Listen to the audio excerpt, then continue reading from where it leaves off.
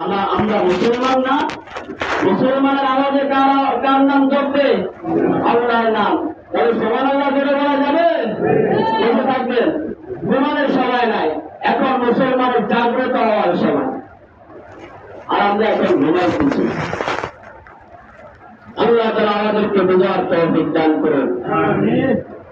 আল্লাহ তাআলা পবিত্র কোরআনের ভিতরে বলেন, ওয়াল আসর, সময়ের শপথ, ইন্নাল ইনসানা লাফি খুসর, দুনিয়ার সমস্ত মানুষ ক্ষতিগ্রস্তের ভিতরে। কে বলছেন? আল্লাহর কথা কি অবিশ্বাস করা যাবে? অস্বীকার করা যাবে? আল্লাহ তাআলা অস্বীকার করবে বিধায় কোরআনের শুরুতে বলেছেন, যালিকাল কিতাবু লা রাইবা ফীহ, এটা এমন একটি কিতাব যার ভিতরে কোনো সন্দেহ নাই, এটা এমন একটি কিতাব যার ভিতরে কোনো ভুল নাই, এটা এমন একটি কিতাব এই কিতাবের ভিতরে কোনো সন্দেহ থাকার অবকাশ নাই। তাহলে এই কথা স্বীকার করা যাবে? আল্লাহ তাআলা কি বলেন? ওয়াল আসর ইন্নাল ইনসানা লাফি খুসর। আসর শব্দ বলে আসরের পরের সময়, আসর থেকে মাগরিবের সময়। বেশি সময় না কম সময়? কম সময় না বেশি সময়? অল্প সময়। এজন্য আল্লাহ আসরের কসমকে বলতেছেন, ইন্নাল ইনসানা লাফি খুসর, দুনিয়ার সমস্ত মানুষ ক্ষতিগ্রস্তের ভিতরে। দুনিয়ার সমস্ত মানুষ ক্ষতিগ্রস্তের ভিতরে। আবার আল্লাহ বলেন, ইল্লা, ইল্লা শব্দ বার করে দিয়েছেন, যদি কোন ব্যক্তির ভিতরে চারটি গুণ থাকে, যদি কোন ব্যক্তির ভিতরে চারটা জিনিস থাকে, তাহলে ওই ব্যক্তি ক্ষতিগ্রস্ত হবে না। সেই চারটি আলোচনায় আমি ইনশাআল্লাহ করার চেষ্টা করব, আল্লাহ যদি আমাকে তৌফিক দান করেন। আপনারা সময় দিবেন। এক নম্বরে আল্লাহ তাআলা বলেন, ইল্লাল্লাযীনা আমানু ওয়া আমিলুস সালিহাত। এক নম্বরে কি? ইল্লাল্লাযীনা আমানু, ঈমান আনতে হবে কার উপরে? আল্লাহর। যদি ঈমানদার হয়, কি হয়? ঈমানদার ব্যক্তি, যার ভিতরে ঈমান আছে, যার ভিতরে আল্লাহর ভয় আছে, যার ভিতরে আল্লাহ আখিরাতের ভয় আছে, যার ভিতরে কিয়ামতের ভয় আছে, যার ভিতরে জান্নাতের আশা আছে, জাহান্নামের ভয় আছে, ওই ব্যক্তির ভিতরে কি আছে? ঈমান আছে। এক নম্বরে কি থাকতে হবে ভাই? ঈমান। কি থাকতে হবে? ঈমান। আমানতু বিল্লাহি ওয়া মালাইকাতিহি ওয়া কুতুবিহি ওয়া রাসূলিহি ওয়াল ইয়াউমিল আখির ওয়াল কদরি খাইরিহি ওয়া শাররিহি মিনাল্লাহি তাআলা ওয়াল বাসি বাদাল মাউত। এই সাত জিনিসের ঈমান যার ভিতরে থাকবে। কয় জিনিসের ঈমান? কয় জিনিসের? সাত জিনিস। এক নম্বরে আল্লাহর উপরে বিশ্বাস রাখতে হবে। কার উপরে? আল্লাহর উপরে। কার উপরে বিশ্বাস রাখতে হবে? আল্লাহর উপরে বিশ্বাস রাখতে হবে। দুনিয়ার যা কিছু হইতেছে, ভালো মন্দ যা কিছু হইতেছে, যা কিছু দেখতেছি, দুনিয়ার বুকে যা কিছু সৃষ্টি হয়েছে, সব কে করেছেন? আল্লাহ। আমাদের কে সৃষ্টি করেছেন? আমাদের সবাইকে কে সৃষ্টি করেছেন? আসমান কে সৃষ্টি করেছেন? সব কিছুর সৃষ্টিকর্তাকে আল্লাহ। এই কথায় বিশ্বাস অন্তরে স্থাপন করতে হবে। দুই নম্বরে ওয়ামিলুস সালিহাত, ভালো আমল করতে হবে। ভালো আমল, নেক আমল করতে হবে। কি আমল করতে হবে? নেক আমল করতে হবে। আল্লাহ তাআলা আমাদেরকে দুনিয়াতে মানুষ হিসেবে প্রেরণ করেছেন আল্লাহ তাআলার গোলামি করার জন্য। কার গোলামি ভাই? আল্লাহ তাআলার গোলামি করার জন্য। আল্লাহ তাআলা পরীক্ষা নেবেন। আল্লাযী খালাকাল মাউতা ওয়াল হায়াতা লিয়াবলুয়াকুম আইয়ুকুম আহসানু আমালা ওয়া হুয়াল আজিজুল গফুর। আল্লাহ তাআলা বলেন, এ দুনিয়ার মানুষ, আমি তোমাদেরকে দুনিয়াতে প্রেরণ করেছি, আমি পরীক্ষা নিব হায়াত এবং মৃত্যুর মধ্যবর্তী সময়ে কে সবচেয়ে সুন্দর আমল করে। কি নেবে? সুন্দর আমল করে। এই সুন্দর আমলের পরীক্ষা করবে। এখানে বলা হয় নাই বেশি আমল করে, এখানে বলা হয় নাই অনেক বেশি আমলকারী জান্নাতে যাবে, অনেক বেশি আমল দেখবো, এটা বলা নাই। বলছে সুন্দর আমল। আল্লাহ রাসূল কি বলেন? আখলিস দীনাকা ইয়াকফিকাল আমালুল কলিল, অল্প আমল নাজাতের জন্য যথেষ্ট হয়ে যাবে। এখানেও রাসূল বেশি আমল করেন। এখানে রাসূল বেশি আমলের কথা বলে নাই, অল্প আমল। যে আমলটা ইখলাসের সাথে হবে, যে আমলটা আল্লাহ তাআলার জন্য হবে, যে আমলটা আল্লাহকে রাজি খুশি করার জন্য হবে, যে আমলের ভিতরে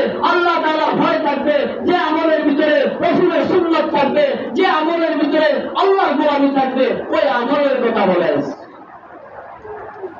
2 নম্বর কি? নেক আমল, ভালো কাজ। ভালো কাজ কাকে বলে? আমরা ভালো কাজ মনে করি 5 ওয়াক্ত নামাজ পড়া, রোজা রাখা, আর মাঝে মাঝে টাকা পয়সা টাকা দিবে, কিন্তু হজের কথা আমাদের অনেকেরই স্মরণে থাকে না। হজের কথা শুধু নামাজ রোজা বললেই যে জান্নাতে যাবে এমনও না, আবার এমন যাদের সম্পদ নাই তাদের ব্যাপারে নামাজ রোজা দুটাই আল্লাহ তাআলা নির্ধারণ করেছে, যদি টাকা হয় ভবিষ্যতে সে হয়ে যাবে। কিন্তু বড় বড় টাকাওয়ালারা, বড় বড় পয়সাওয়ালারা হজের কথা মনে করলে মনে করে, আরে আল্লাহ আমার এত টাকা নষ্ট হয়ে যাবে, আমি হজ করবো। হজ কি ইসলামের একটি বিধান? কি বিধান না? ইসলামের বিধান কয়টা? কথা বলবেন, ঘুমাবেন না কথা বলবেন, আমার সাথে কিছু কথা বললেন। একা একা সারাদিন চিল্লাইলে ভালো লাগে না। কিছু সময় মানুষের সামনে কথা বললে, সবাই কথা বললে কথা ভালো লাগে। ইসলামের বিধান কয়টা? বুনিয়াদ কয়টি জিনিসের উপরে? 5টি। 1 নম্বরে কালেমা, 1 নম্বরে কি? 2 নম্বরে, 3 নম্বরে, 4 নম্বরে, 5 নম্বরে। তাহলে হজ আছে না নাই? আমাদের সমাজে হজ কয়জন পালন করে? এখন হজের রসুল তো হজের কিছু সম্পর্ক রাখা উচিত না? কয়জন হজ করে? টাকার অভাব নাই, পয়সার অভাব নাই। আল্লাহ রসুল বলেছেন, যার টাকা হয়েছে সে যদি হজ না করে, আমার ঘর জিয়ারত না করে, ওই ব্যক্তি মারা গেল, সে মুসলমান হয়ে মারা গেল না বেঈমান হয়ে মারা গেল, আমি রসুলের তার কোন জিম্মাদারিত্ব নেই। তাহলে এটা কি ধমকি? স্বরূপ কি ধমকি না? আর আজকে আমরা টাকা বলতেছি, আমার টাকা এত হবে, আমি যদি 6 লক্ষ টাকারে আরো বাড়াইতে পারি। আর কালকে আমাদের ময়দানে আল্লাহ রাসূল বলেছেন, যে ব্যক্তি টাকা জমাইতে বিশাল অট্টালিকার মালিক হবে, হজ করবে না, তার মাথার উপরে তার জমিন দিয়া উঠাইয়া দিবে, বলবে এবার যাও। বুঝছেন? এজন্য টাকাওয়ালারা সাবধান। আপনার টাকা আপনার জন্য ফিতনা, আপনার সন্তান আপনার জন্য ফিতনা, আপনার সন্তান আপনার জন্য জাহান্নামের কারণে হতে পারে। এজন্য সতর্ক থাকতে হবে।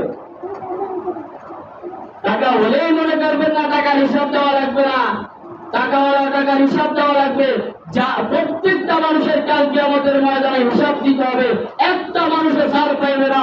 দুনিয়াতে তো ঘুষ দিয়া পিছনের থেকে সামনের কাতারে যাইতে পারেন, কিয়ামতের দিন কোন ফেরেশতা চাইলে না, ঘুষ খাবে না, আপনাকে সামনের থেকে পিছনে যাইতে দিবে না, পিছন থেকে সামনে আসার সুযোগ পারবেননি। প্রথম ভাসতেই ধরবে কবরের ভিতরে। প্রথম ভাসতে কোথায়? কবরে। আর হযরত ওসমান রাদিয়াল্লাহু তাআলা আনহু যখনই কবরের পাশে দিয়ে রওনা দিতেন, অজরে কাঁদতে থাকতেন। সাহাবায়ে কেরাম আরজ করলেন, হে হযরত ওসমান, আপনি তো রাসূলের বয়ানে এত কান্না করেন না, আপনি কেন কবরের পাশে গেলে কান্না করেন? ওসমান রাদিয়াল্লাহু তাআলা বলেন, আল্লাহ রাসূল বলেছেন, মানুষের প্রথম ঘাঁটি হলো কবর। প্রথম ঘাঁটি কি? ওই কবরে আপনার টাকাওয়ালা দেখবে না, পয়সাওয়ালা দেখবে না, গরিব দেখবে না, মজদুর দেখবে না, আপনি খেয়ে আছেন কি না খেয়ে আছেন এগুলা দেখবে না। সরাসরি বলবে, তুমি কি আমার আল্লাহর হুকুম পালন করেছ? তুমি কি রাসূলের আদর্শ মোতাবেক চলেছ?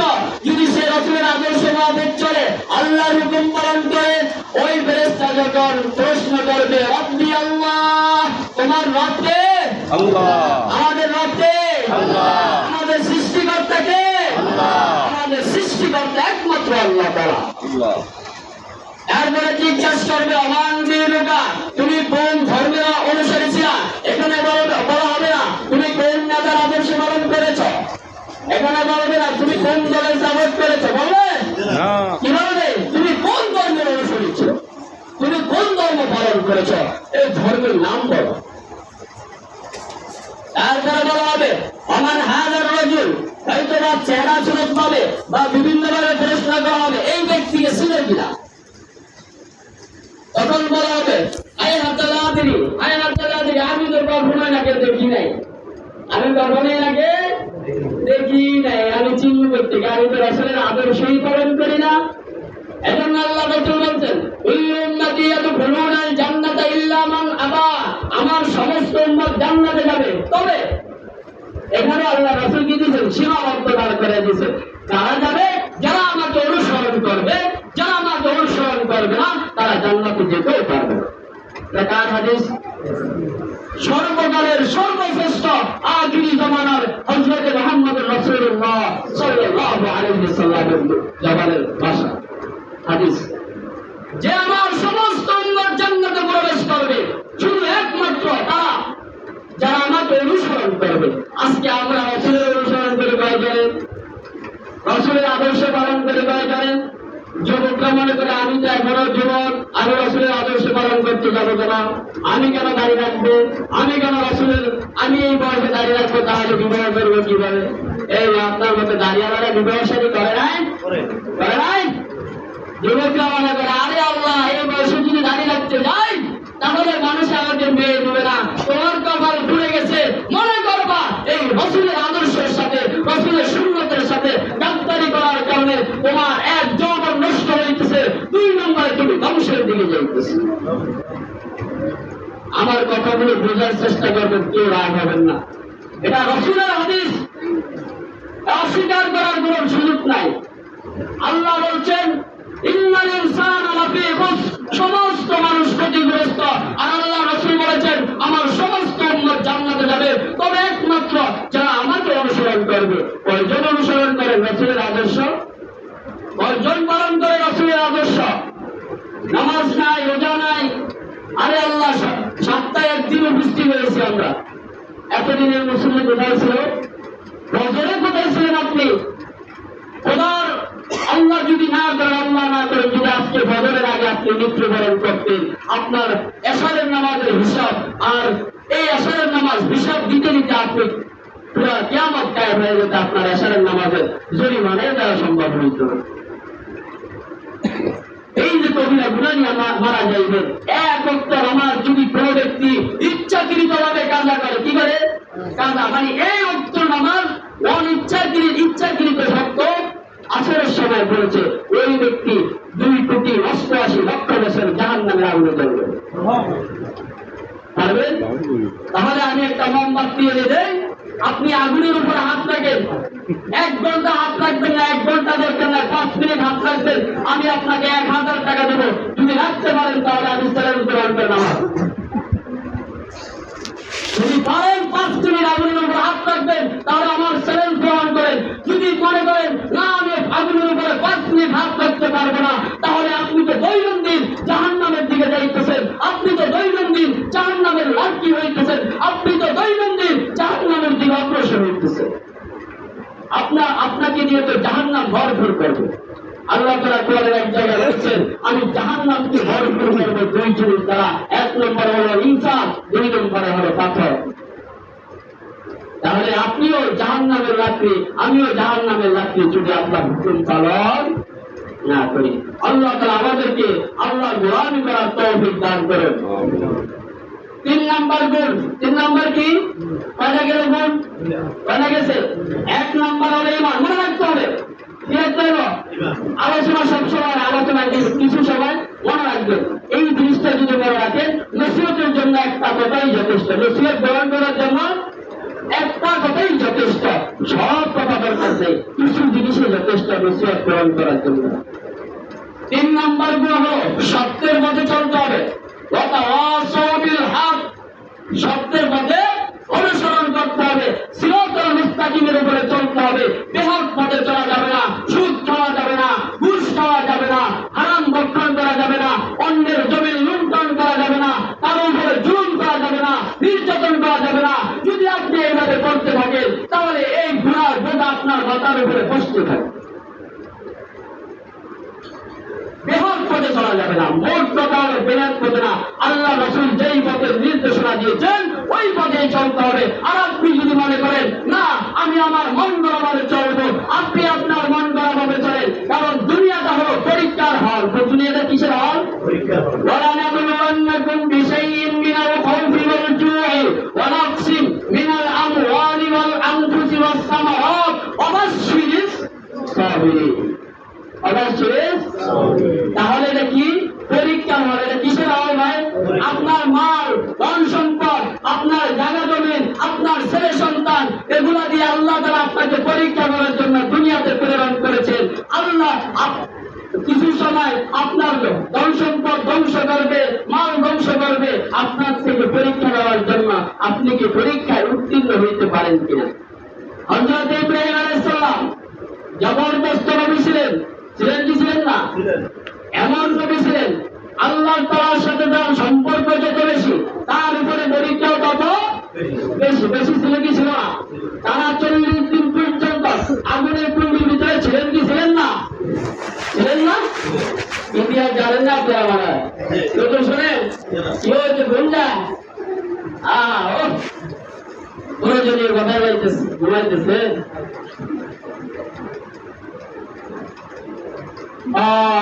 আমাদের অবস্থা হলো এই করুণ অবস্থা। আমরা হলাম জাহান্নামের একদম সন্নিকটে। কারণ আমরা যে গুনাহ করি, আল্লাহু আকবার, যে গুনাহ করতেছি, প্রতিনিয়ত গুনাহ হইতেছে, চোখের গুনাহ হইতেছে, কানের গুনাহ হইতেছে, জবানের গুনাহ হইতেছে, পায়ের গুনাহ হইতেছে, হাতের গুনাহ হইতেছে। আজকে আমরা দুনিয়ার ভিতরে দেখতেছি অশান্তি অশান্তি। আল্লাহ তাআলা বলেন, এটা তোমরা নিজেরা কামাই করেছো, এটা আমি ইচ্ছাকৃত নেই। এই দুনিয়াতে যত অশান্তি নামে হইতেছে এগুলো আমি ইচ্ছাকৃত নেই, তোমরা নিজেরা কামাই করেছো। আল্লাহ তাআলা বলেন, যাহারাল ফাসাদি ফিল বাররি ওয়াল বাহরি বিমা কাসাবাত আইদিন নাস। তোমরা জলের স্তরে যত সমস্যা দেখতেছো, আজকে ইরানের যুদ্ধ দেখতেছি, আজকে আমরা ডোনাল্ড ট্রাম্পের যুদ্ধ দেখতেছি, এগুলো আমরা নিজেরা কামাই করেছি। এই রাষ্ট্রের ভিতরে সমস্যা আমরা নিজেরা কামাই করেছি।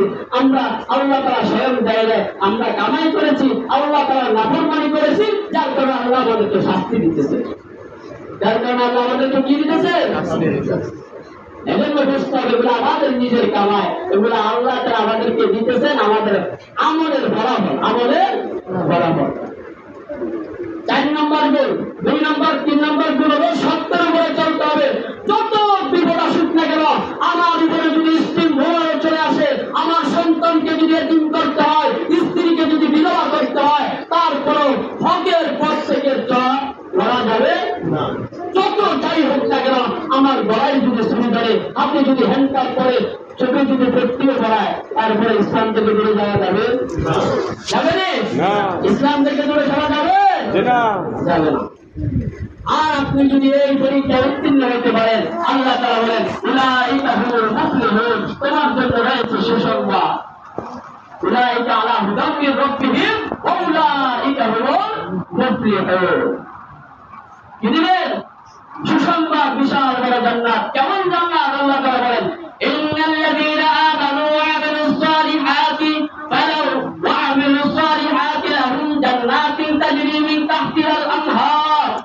এটা এমন একটা জান্নাত, এমন জান্নাত যে জান্নাতের তলদেশে নর প্রবাহিত হতে থাকবে, যে জান্নাতের ভিতরে আপনার কোনো ভয় থাকবে না, আপনার কোনো ভীতি থাকবে না। যা চাইবেন, যখন যা চাইবেন সব পাইবেন। ইন্নাল্লাযীনা ক্বালু রাব্বুনা আল্লাহু সুম্মা ইসতাকামু তাতানাজ্জালু আলাইহিমুল মালায়েকা আল্লা তাখাফু ওয়া লা তাহজানু ওয়া আবশিরু বিল জান্নাতিল্লাতী কুনতুম তুআদুন। যা চাইবেন, যখন চাইবেন, কি চাইবেন, আপনার ফল খাইতে ইচ্ছা, আপনার হরিণ খেতে ইচ্ছা, আপনার পাখিদের যেটা মনে হয়েছে আমি পাখিরা খাইতে মন চায়, সাথে সাথে চলে আসি। ওই জান্নাত পাইতে হলে আমল করতে হবে, ওই জান্নাত পাইতে হলে আল্লাহর গোলামি করতে হবে, ওই জান্নাত পাইতে হলে রাসূলের আদর্শ মোতাবেক চলতে হবে, ওই জান্নাত পাইতে হলে আল্লাহ রাসূলের হুকুম পালন করতে হবে। এমনি এমনি জান্নাত দেবে না। মামু বাড়ি গেলেন আর মামু আপনাকে ঘরে থেকে মা বের করে দিল, এটা এমন জান্নাত না। আল্লাহ তাআলা কোরআনের এক জায়গায় বলেন, আমি তোমাদের কাছ থেকে 2 জিনিসের বিনিময়ে জান্নাত ক্রয় করেছি, একটা হলো তোমাদের জান, একটা হলো তোমাদের মালের বিনিময়ে। কিসের বিনিময়ে? জান এবং মালের বিনিময়ে আমি তোমাদের কাছ থেকে জান্নাত ক্রয় করেছি। এটা এমন জান্নাত। 4 নম্বর হলো ওয়াতাওয়াসাউ বিল হাক্কি ওয়াতাওয়াসাউ বিস সবর। ধৈর্যধারী, ধৈর্য ধারণকারী, ধৈর্য ধারণকারী ব্যক্তিকে আল্লাহ তাআলা কি দিবেন? জান্নাত দিবেন। আল্লাহ তাআলা কোরআনে এক জায়গায় বলেন, ইয়া আইয়ুহাল্লাযীনা আমানু ইসতাঈনু বিস-সাবরি ওয়াস-সালাহ। তোমরা যদি আমার কাছে সাহায্য চাও, 2 জিনিসের মাধ্যমে চাও। কোন জিনিস? 1 নম্বর হলো ধৈর্য, 2 নম্বর হলো নামাজ। 2 নম্বর হলো নামাজ। ধৈর্যের সাথে নামাজের মাধ্যমে আল্লাহ তাআলার কাছে কি চাইতে হবে? সাহায্য চাইতে হবে। আজকে যদি আমি একটু সমস্যায় পড়ে যাই, আমি আর আল্লাহর কাছে দৌড়ায় না, আমি সরাসরি কোথায় যাই, গ্রামীণ ব্যাংকের সাথে আমার সম্পর্ক। হ্যালো ভাই, আমার তো 50,000 টাকার প্রয়োজন, আমার তো 60,000 টাকা প্রয়োজন, আমাকে 50,000 টাকা কিস্তি দেন, 60,000 টাকা কিস্তি দেন। সুদকে ফোন করে, সুদের সাথ আপনি কি আমাকে 50,000 টাকা সুদ দিতে পারবেন? আসলে ভাই, আল্লাহ বলছে কি, ইয়া আইয়ুহাল্লাযীনা আমানু ইসতাঈনু বিস-সাবরি ওয়াস-সালাহ ইন্নাল্লাহা মা'আস-সাবিরিন। তুমি যদি ধৈর্য ধারণ করতে পারো, তুমি যদি নামাজের মাধ্যমে আমার থেকে সাহায্য দাও, আমি তোমার সাথে আছি, তোমার কোনো ভয় থাকবে না, তোমার কোনো ভীতি থাকবে না। আল্লাহ তাআলা যদি কোনো বান্দাকে বলে আমি তোমার সাথে আছি, আমি তোমার সাথে, তাহলে আর কোনো ভয় আসেনি? ভয় আছে? এই বিশাল আজকে আমাদের আলমান আইছে না, আইসেনি? আয় নাই? আমরা কি আয় না আসছে আলমান? খবর সব নাই, আমরা এই বিশাল যদি বলে এরকম ব্যক্তি আমার কাকে যা ইচ্ছা তা দিয়ে দেয়, তুমি কি দিবে না? হযরত ইউসুফ আলাইহিস সালাম যখন খাবার বন্টন করতেছে, তার ওই যে ছোটবেলায় একটা কাহিনী ঘটনা ঘুরে এটার সাথে, ওখানে সাক্ষী দিয়েছে একটা কোলের শিশু। সাক্ষী দিয়েছে কে? তখন ওই ব্যক্তি বুড়া বয়সে ইউসুফ আলাইহিস সালামের কাছে কি চাইতে গেছে? সাহায্য চাইতে গেছে। বলে, হ্যাঁ ইউসুফ, তুমি কি আমাকে চিনো? বলে, কে? আমাকে আরো বাড়িয়ে দেয়, তোমার পরিচয় কি? বলে, ওই যে জুলাইখার দুষ্কৃতির কারণে তোমাকে জেলখানায় নিয়েছে, ওখানে সাক্ষীরা দিয়েছিলাম আমি সেই শিশু। তখন ইউসুফ আলাইহিস সালাম বলল, উনি যা চায়, যত চায় সব দিয়ে দাও। উনি যা চায়, যত চায় দিতে থাকবে যতক্ষণ পর্যন্ত আপনার প্রয়োজন। তাহলে আল্লাহ তাআলা যদি আপনার আমার হয়ে যায়, আল্লাহ তাআলা যদি বলে অমুক বান্দা আমার, ওই ব্যক্তির শয়তানের ধোঁকা দেওয়া সম্ভব না, জাহান্নামের আযাবে দেওয়া সম্ভব না, কবরের আযাব হবে না, ফুলসিরাতের রাস্তায় পার হতে কষ্ট হবে না, মিজানের পাল্লার কাছে গেলে সমস্যা হবে না, কোনো জায়গায় সমস্যা হবে না। তাই দেখে আপনি হাসতে হাসতে বিনা হিসেবে জান্নাতে পৌঁছে যাবেন। আল্লাহ তাআলা আমাদের প্রত্যেককে কথাগুলো বোঝার তৌফিক দান করুন, আমল করার তৌফিক দান করুন। যদি কারো মনে কষ্ট লাগে, কষ্ট নেবেন না, আমি ওনার এক সপ্তাহ হিসাবে এটাতে কথা বললাম। আল্লাহ তাআলা যা কিছু বলার তৌফিক দান করেছে, এগুলো আমাকে আমল করার তৌফিক দান করুন। যারা সুন্নাহওয়ালাদেরকে তৌফিক দান করুন। তারা আল্লাহ के कहवे वकाता राज मुजमर है, जिसे मरना नहीं आता उसे जीना नहीं आता, शेर के दिन की जिंदगी गिदार के सोई सारा जिंदगी से बेहतर है। और अलैहि